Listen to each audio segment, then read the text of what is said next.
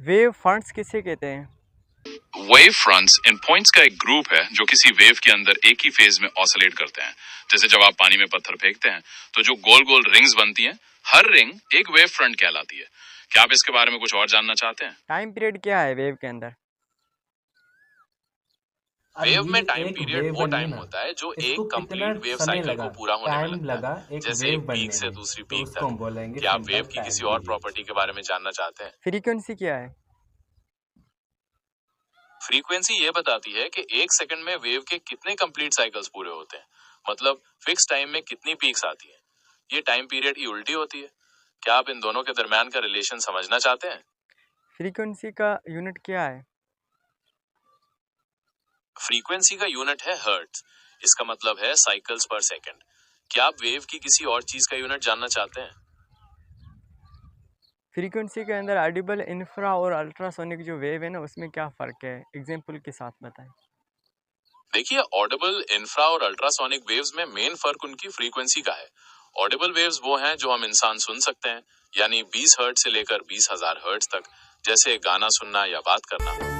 Infrasonic waves वो हैं जिनकी फ्रीक्वेंसी 20 हर्ट्ज से कम होती है, जो हमें नहीं सुनाती, पर कुछ जानवर जैसे हाथी इन्हें कम्युनिकेशन में यूज करते हैं। और अल्ट्रासोनिक वेव्स वो हैं जिनकी फ्रीक्वेंसी 20,000 हर्ट्ज से ज्यादा होती है, जैसे चमगादड़ नेविगेट करने के लिए यूज करते हैं या फिर मेडिकल टेस्ट वगैरह में काम आती है। क्या अब आपको इन सब में कोई स्पेसिफिक डाउट है? वेवलेंथ क्या है? वेवलेंथ और एम्पलीट्यूड का यूनिट जो है ना, वो मीटर क्यों है, ये बताएं। वेवलेंथ, जैसा हमने डिस्कस किया, दो लगातार पीक्स या ट्रफ्स के बीच की दूरी है, और क्योंकि ये लंबाई का माप है इसलिए इसका यूनिट मीटर है। एम्पलीट्यूड का मतलब है कि वेव अपनी मीन पोजीशन से कितनी दूर जाती है।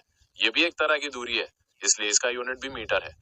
क्या आपके दिमाग में कोई और सवाल है वेवलेंथ या एम्पलीट्यूड को लेकर? वेव स्पीड क्या है? वेव स्पीड ये बताती है कि वेव कितनी तेजी से आगे बढ़ती है।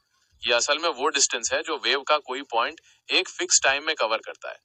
क्या आप इसे कैलकुलेट करने का फॉर्मूला जानना चाहते हैं? हाँ जी बिल्कुल, बताएं और प्रूफ करें। v is equal to F lambda.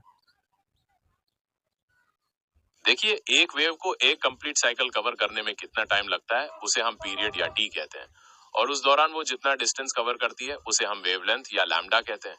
तो स्पीड का बेसिक फॉर्मूला क्या होता है? डिस्टेंस डिवाइडेड बाय टाइम, यानी v is equal to lambda divided by T. अब हम जानते हैं कि frequency f actually time period का उल्टा होती है, यानी f is equal to 1/t। तो अगर हम v is equal to lambda divided by T में 1/t की जगह f रख दें, तो फॉर्मूला क्या बन जाएगा? v is equal to f lambda. हो गया प्रूफ?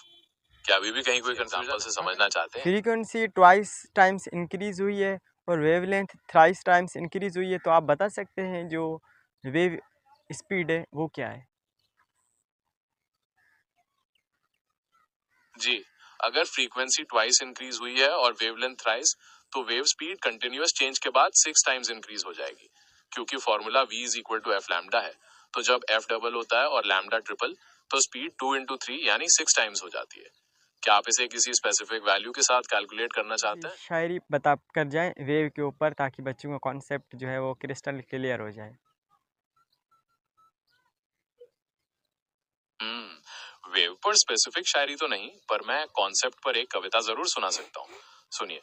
ऊपर नीचे करती लहर आगे बढ़ जाती है, पीक से पीक तक का डिस्टेंस वेवलेंथ वो कहलाती है। एक सेकंड में कितने चक्कर, फ्रीक्वेंसी वो बताती है। एनर्जी लेकर आगे वेव स्पीड वो जाती है।